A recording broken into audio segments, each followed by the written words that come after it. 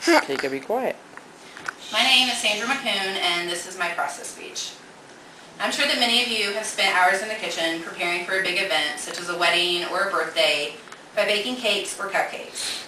It is possible to incorrectly bake a cake. It can crumble, fall apart, be too hard, or not too moist. I personally have always enjoyed baking, and I've been doing it since I was a little girl. Today, I will be explaining to you how to bake a cake. Let's start with how to prepare the cake. You're going to begin by preheating your oven to 350 degrees. I'm demonstrating with a metal pan, but you can use a glass pan. You're going to use your hands or a cloth or whatever you choose and grease the sides of the pan as well as the bottom so that the cake does not stick. After you've greased the pan, you are going to lightly flour the pan. Now it's time to mix your ingredients.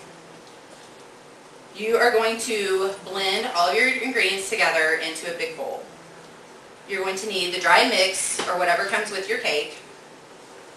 You're going to need 1 1/4 cup of water, 1/3 cup vegetable oil, and 3 eggs. And you will beat the ingredients together, like I said, in a bowl until all the ingredients are moistened together.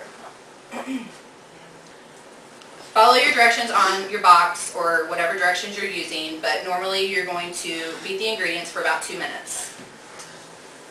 After all the ingredients are blended together, you're going to spoon the batter into your pan or cake dish and get it ready to put in the oven. The next step is to bake the cake.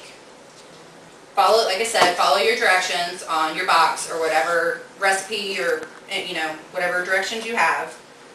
On this particular cake, we are going to bake it between 32 and 35 minutes. After the cake is in the oven, you can check it by putting a toothpick in the cake. When you pull the toothpick out, if there's no cake left on the toothpick, then your cake is done. If you can see some of the cake on the toothpick, then you need to bake it for a little bit longer. When the cake is completed, you're going to take it out of the oven and place it on the counter on your stove to cool. The cake needs to cool for 15 minutes before you add icing to it to make sure that it doesn't fall apart or it doesn't crumble. Before you ice the cake, you need to take a soft brush and brush off any kind of a crumb or any leftover cake that's on the cake. It's easier when you ice a cake to start with the sides and work from the bottom to the top of the cake. After you have the sides completed, you need to spoon a heap of frosting into the center of the cake. Spread the icing outward from the inside out to complete the icing on the cake. After you've iced the cake, you can add any kind of decoration that you want. You can add colorful frosting, letters. You can buy special attachments that can add flowers and different decorations to your cake.